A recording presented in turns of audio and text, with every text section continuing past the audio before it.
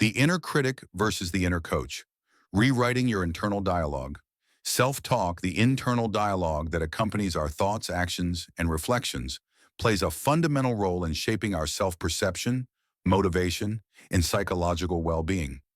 Although this voice is internal, its impact is profoundly external, influencing not only how individuals experience challenges, but also how they pursue goals, recover from setbacks, and navigate their personal and professional lives.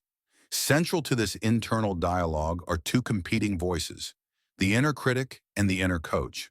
The contrast between them can mean the difference between stagnation and growth, between self-doubt and self-belief. The inner critic is characterized by harshness, judgment, and fear. It often manifests as an internalized voice that focuses on flaws, mistakes, and perceived inadequacies. Phrases such as, "you'll never be good enough," or "you always fail at this," exemplify its tone.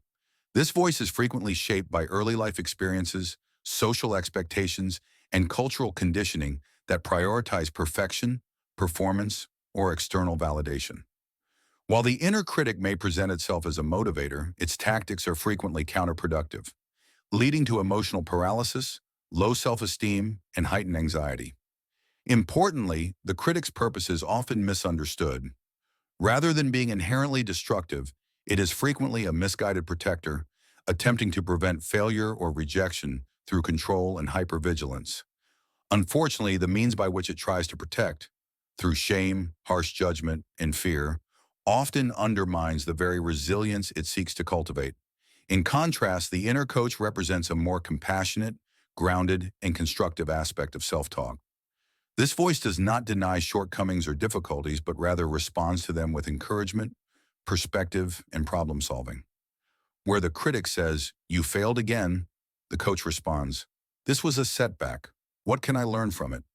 The inner coach embodies a growth mindset, reinforcing the notion that mistakes are not definitive, but developmental. It promotes accountability without self-blame and reflection without self-condemnation. While the inner critic generates shame and avoidance, the inner coach fosters resilience and forward movement. Transitioning from self-criticism to self-coaching requires intentional cognitive and emotional practice. The first step in this process is awareness, developing the ability to recognize when the inner critic is active. This involves identifying patterns of negative self-talk, particularly in moments of stress, failure, or vulnerability. Externalizing the critic by naming it or imagining it as a separate persona can help create the psychological distance needed to engage with it more objectively. Once recognized, the dialogue can be consciously reframed. A useful strategy is to ask, if a friend were in this situation, what would I say to them? This question often reveals a stark contrast between the kindness extended to others and the judgment reserved for oneself. To illustrate this shift in practice, consider a common scenario. A professional delivers a presentation that does not go as planned. The inner critic might respond with, "That was a disaster. You embarrassed yourself. You're not cut out for this."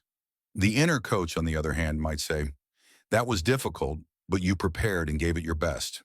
What can you take from this experience to improve next time?" The content of both messages addresses the same event, but the tone and implications are dramatically different. While one entrenches self-doubt, the other enables learning and progress. The implications of shifting from critic to coach are significant. Research in psychology and neuroscience consistently affirms the value of self-compassion and constructive self-talk in fostering emotional regulation, persistence, and well-being.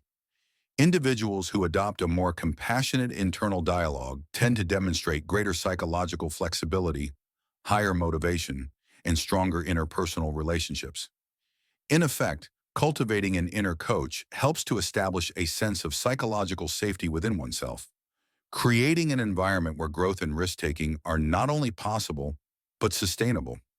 Practical techniques to strengthen the inner coach include reflective journaling, especially prompts that invite compassionate inquiry such as, "What did I do well today?" Or, "What would I say to someone else in this position?"